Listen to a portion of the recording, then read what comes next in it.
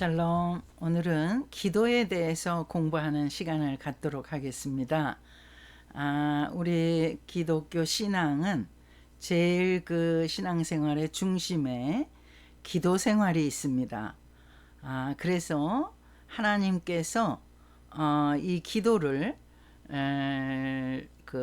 우리의 기도를 공허한 독백으로 그렇게 처리하시는 것이 아니라 반드시 우리의 기도를 들으시는 분이시기 때문에 우리는 이 중요한 축복의 이 기도 생활을 놓치면 그만큼 참으로 축복받을 기회를 많이 놓친다는 것을 아셔야 될 것입니다.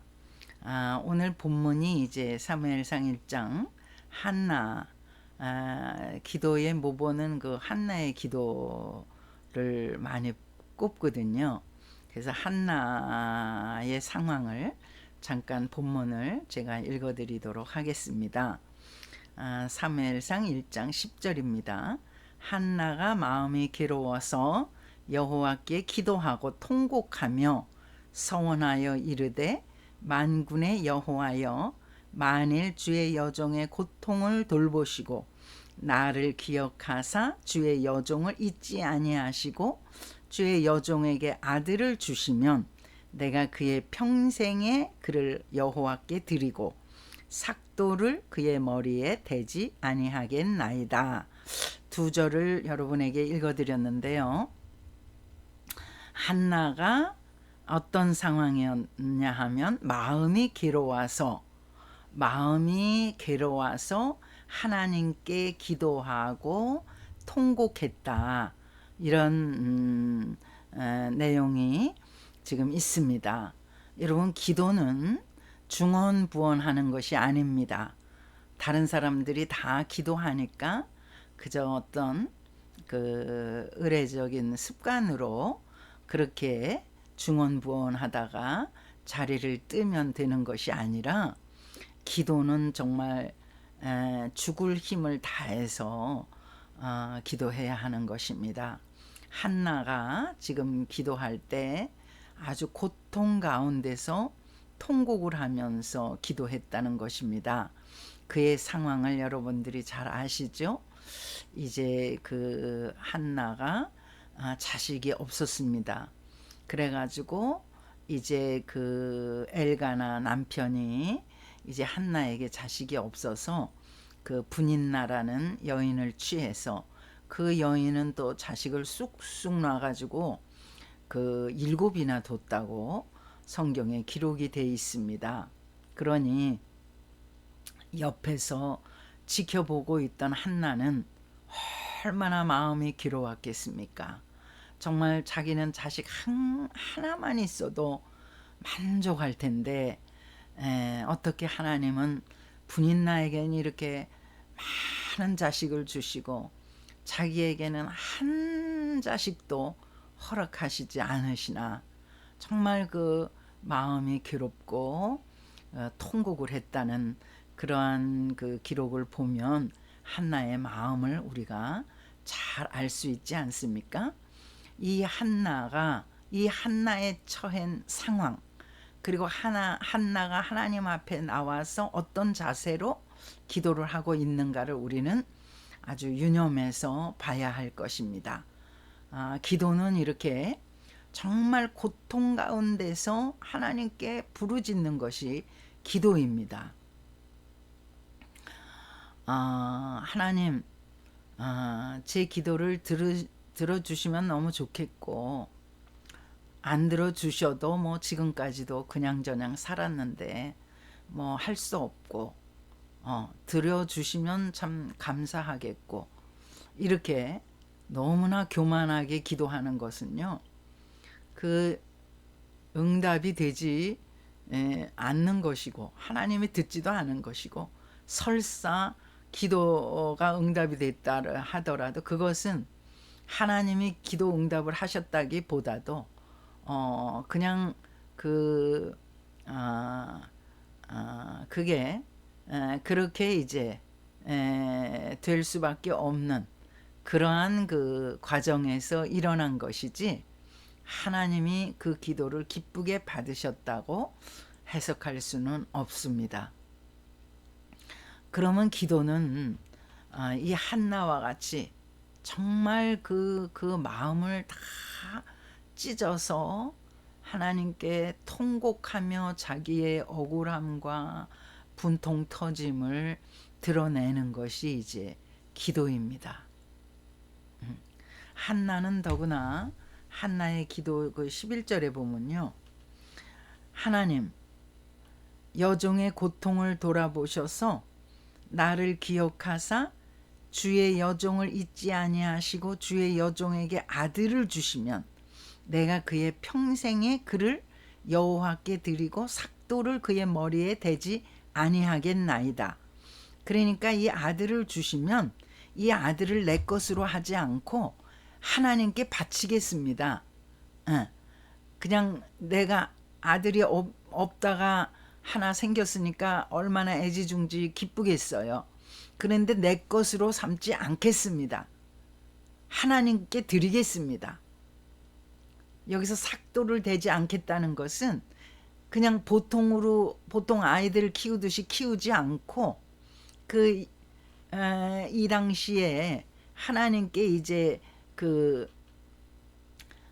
드리는 하나님의 종으로 이렇게 양육을 할 때는 삭도를 머리를 자르지 않고요. 또 포도주나 독주를 마시지 못하게 하고 그렇게 그 양육할 때부터 벌써 하나님의 종으로 제사장으로 대제사장으로 이제 양육하기 위해서 아주 구별되게 그렇게 이제 양육하는 그러한 이제 룰이 있습니다. 그렇게 하나님께 자기 것으로 하지 않고 내 자식이다 하지 않고 하나님께 드릴 테니까 하나님 제발 좀 아들 하나를 저에게 주세요 하고 통곡하면서 한나가 이렇게 하나님께 울부짖지 않습니까? 이게 이제 기도라는 것입니다. 그러면 이렇게 한나와 같은 처지가 아닐 때는 그러면 한나와 같은 처지가 아닌데도 통곡하며 울부짖어 기도가 나오겠습니까? 이렇게 또 반문하는 사람이 있을 것입니다. 여러분 그래서 항상 우리는 하나님 앞에 나가서 기도할 때는 이렇게 그저 저는 이제 뭐 살만하고 기도 제목도 별로 없고 하나님이 그저 축복해 주셔서 문제도 별로 없고 사는데 아무 기도 제목이 없습니다. 그래서 그저 중언부언 그저 한 1분 2분 중얼거리다가 그냥 일어나는 것은 기도가 아닙니다. 그냥 설사 개인적으로 답답한 기도 제목이 없다 하더라도 여러분 나라와 민족을 위해서 한번 기도해 보십시오. 또 복음 전하는 그러한 전도 활동에 대해서 한번 기도해 보십시오. 또 내가 누구를 전도하고 싶은데 그 사람이 불신자이고 도무지 내 전도를 받아들이지 않는 그런 사람들 주변에 있지 않겠습니까? 그런 사람을 위해서 기도해 보십시오. 또 여러분에게는 문제가 없을지라도 또 주변의 부모님이나 또 형제지간이나 친구나 그 많은 사람들 속에서 우리가 사회생활을 하고 있지 않습니까? 그들을 생각하면서 그들의 곤란한 처지에 곤란을 당하고 있는 사람들을 기억하면서 한번 기도를 해 보십시오. 기도를 시작할 때는 가볍게 시작하는 것 같지만 나중에는 성령께서 감동을 주셔서 눈물을 흘리면서 기도하는 것을 볼 수가 있습니다. 그런 체험을 하게 되는 것입니다. 처음에는 그저 맹숭맹숭 냉정하게 기도를 시작한다 하더라도 기도를 하면 할수록 더 가슴이 저릿저릿하고 하나님께서 꼭 응답해 주시기를 그 위에서 얼마나 마음이 정말 저려오면서 간절해지는지 모릅니다. 그 이제 기도를 할 때는 조용하게 눈을 감고 기도를 하다 보면 졸립니다. 그 졸고 있는 것보다는 그냥 일어나서 집에 가서 자는 게 낫겠다, 이렇게 생각할 수도 있죠. 그러나 이제 기도를 소리내서 한번 해보십시오. 그러니까 바로 옆 사람에 바로 붙어 앉아서 기도를 하면 그 내 기도 소리 때문에 옆 사람이 방해를 받을까봐 소리를 높일 수가 없잖아요. 그러니까 다닥다닥 붙어 앉아서 기도하면 기도가 잘 안 됩니다. 그 기도 시간에는 일어나서 좀 멀리 떨어져서 다른 사람들과 듬성듬성 멀리 떨어져서 그저 내 기도 소리 때문에 딴 사람을 방해하지 않도록, 그리고 내가 기도하는 소리를 내가 들을 수 있도록 소리를 내서 기도하는 것입니다. 그렇게 기도를 하다 보면 이제 성령께서 우리의 기도를 인도해 주시는 것입니다. 기도의 맛을 알게 되면 그 다음에 얼마나 기도 시간이 간절해지고 기다려지는지 모릅니다. 우리가 생활하다 보면 한나와 같이 이렇게 분통 터지는 일, 고통스러운 때가 맨날 하고 헛날 있는 것은 아니지 않습니까? 그럼 이제 기도 안 해도 됩니까? 예수님께서는 우리에게 시험에 들지 않게 깨어 있어 기도하라 말씀하셨거든요. 시험은 뭡니까? 마귀가 우리를 temptation, 유혹하는 것입니다. 미혹하는 것입니다. 우리를 넘어뜨려고 호시탐탐 노리는 게 마귀의 행태 아닙니까? 어떤 사람도 예외는 없습니다. 목사든 장로든 권사든 집사든 어떤 사람도, 오늘 예수를 믿은 사람이든 누구든 간에 마귀는 다 타겟을 삼고 넘어뜨리려 하기 때문에 예수님께서 마귀에게 시험 당하기 전에 기도하라고 우리에게 강구하셨습니다.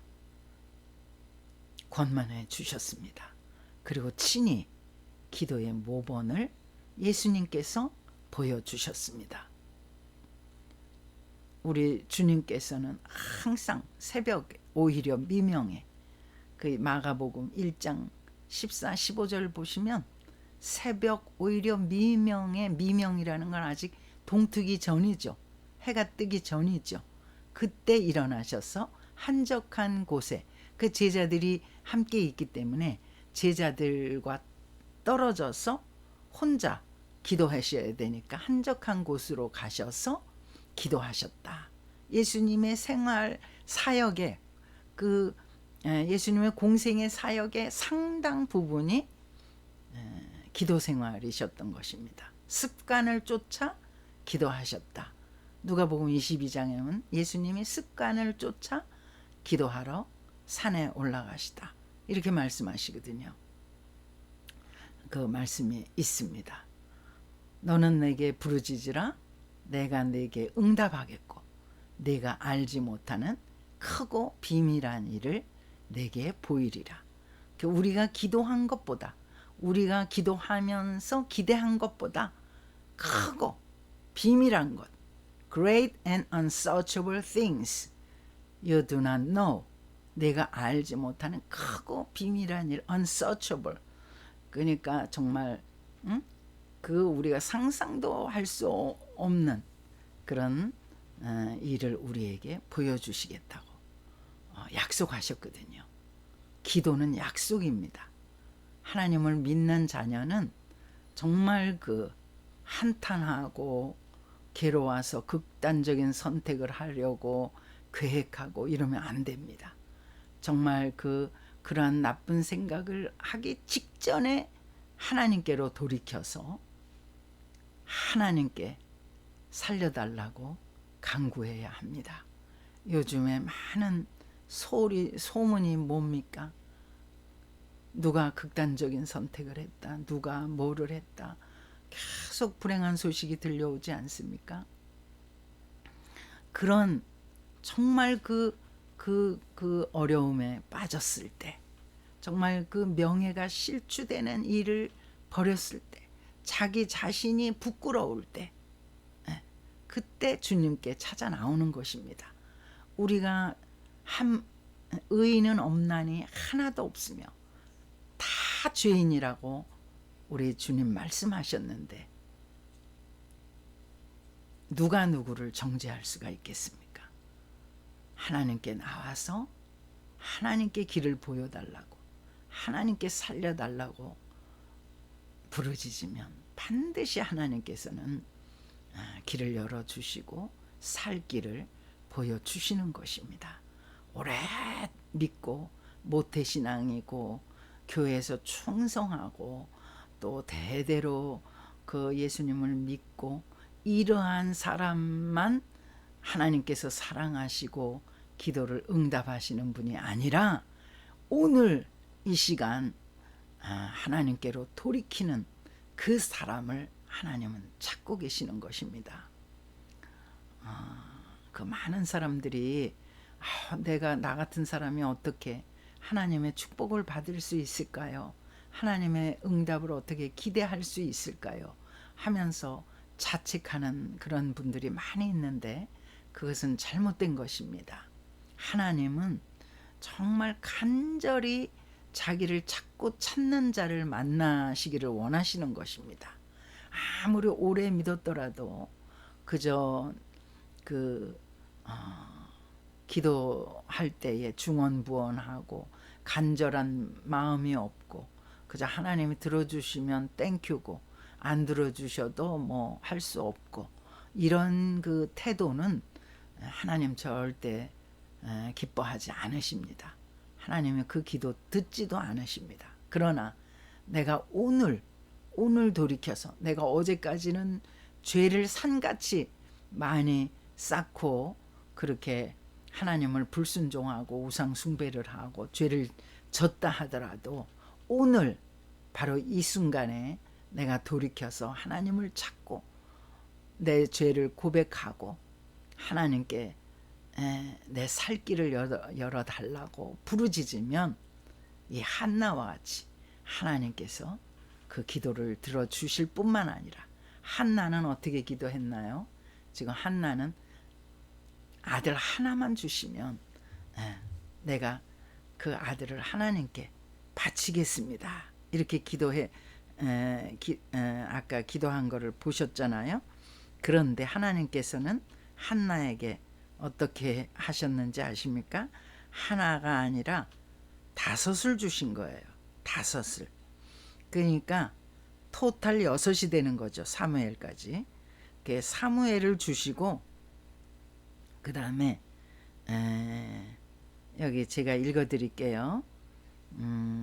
2장 사무엘상 2장 21절 여호와께서 한나를 돌보시사 그로 하여금 임신하여 3 아들과 2 딸을 낳게 하셨고 아이 사무엘은 여호와 앞에서 자라니라. 하나님이 이렇게 풍성하신 분입니다.